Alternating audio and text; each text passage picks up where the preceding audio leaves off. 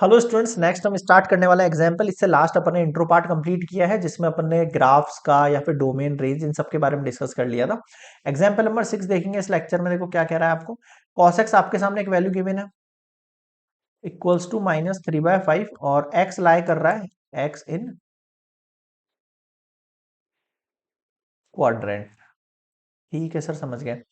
Find 5 other trigonometric values. देखो इस question करने के दो तरीके हैं। या तो आप cos x की जगह, cos x की एक्चुअल में क्या है, ये बेस अपॉन हाइपोटेनस है।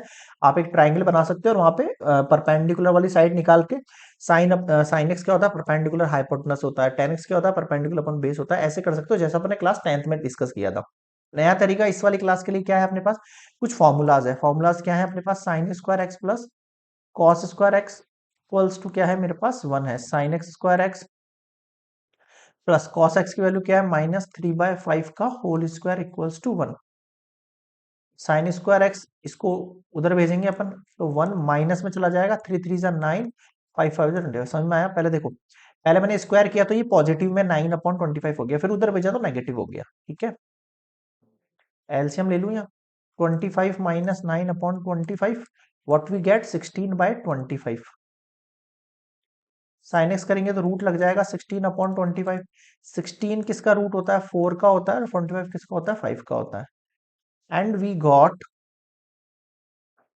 sin x equals to +-4/5। But x lie इन थर्ड क्वाड्रेंट। अब आप देखो थर्ड क्वाड्रेंट होता कहाँ है, फर्स्ट, सेकंड और थर्ड। ट्रिक क्या है इसकी, AST, यानी कि थर्ड क्वाड्रेंट के अंदर tan पॉजिटिव होता है। t का मतलब tan और cot पॉजिटिव है, बाकी सब नेगेटिव है। तो आपको sin x की वैल्यू यहां से क्या चूज करनी है, -4/5 चूज करनी है। क्यों चूज करी अपने समझ में आया, क्योंकि ये थर्ड क्वाड्रेंट में है, यहाँ पे पॉजिटिव वैल्यू नहीं आ सकती। पॉजिटिव केवल tan और cot ही आएगी। ठीक है सर। अब देखो, अब साइन है कॉस है, तो मैं tan निकाल सकता हूँ इन दोनों से। हाँ सर निकाल सकते हैं ना, क्या करूं, डिवाइड कर दूं इनको। देखो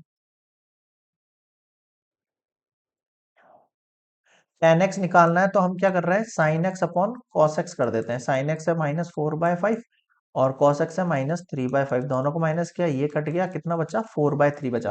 देखो tan x पॉजिटिव आ रहा है, आ रहा है नहीं आ रहा है। अब cot x क्या होता है, इसका जस्ट रेसिप्रोकल यानी उल्टा कर दिया सर, उल्टा उल्टा पुल्टा।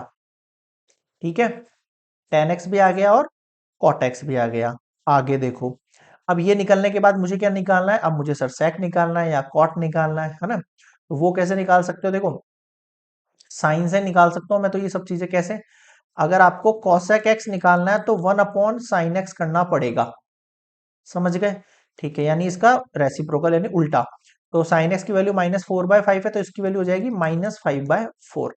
और sec x के लिए आपको 1/cos x लिखना पड़ेगा। cos x मतलब नीचे मैंने यहां लिखा -3/5, तो ये 5 ऊपर चला जाएगा, तो कुल मिला के -5/3।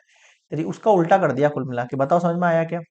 तो कॉसेक हो गया, सेक हो गया, साइन हो गया, कॉस हो गया, टेन हो गया, कॉट हो गया। अब मुझे बताओ क्या समझ में नहीं आया इस क्वेश्चन में। बहुत इजी एक्सरसाइज है, मान के चलना। अगर आपने 11th क्लास का ट्रिग्नोमेट्री छोड़ दिया तो आपने 12th क्लास का ट्रिग्नोमेट्री छोड़ दिया, इनवर्स ऑफ ट्रिग्नोमेट्री छोड़ दिया। वहां पर आपको जो है और भी एक्सरसाइज चैप्टर्स मिलेंगे जहाँ पे ट्रिग्नोमेट्री कुछ यूज होंगे, वहां पे डेरिवेशंस मिलेंगे, वहां भी यूज होगा ट्रिग्नोमेट्री। इंटीग्रल मिलेगा, वहां भी ट्रिग्नोमेट्री यूज होगा। तो सब जगह यूज होने वाला है। तो इस क्लास का अगर आप बेसिक्स छोड़ के चलोगे, अगर आपको समझ में नहीं आता और आप उसको स्किप करके चलते हो, तो मान के चलो आपने क्लास 12 के कम से कम 15 to 20 मार्क्स के जो चैप्टर्स हैं उनको एक तरीके से दिमाग से साइड बाय करते हुए चल रहे हो। तो इसलिए मेरा कहना है कि किसी भी चैप्टर को स्किप मत करो, हर कंसेप्ट सीखो। हो सकता है कोई कंसेप्ट आपको कम आए, कोई ज्यादा है, हो सकता है, बट हाँ सीखो सारी चीजें। ठीक है, तो नेक्स्ट देखेंगे एग्जाम्पल 7। ये वाला क्लियर हो गया होगा आई होप। चलिए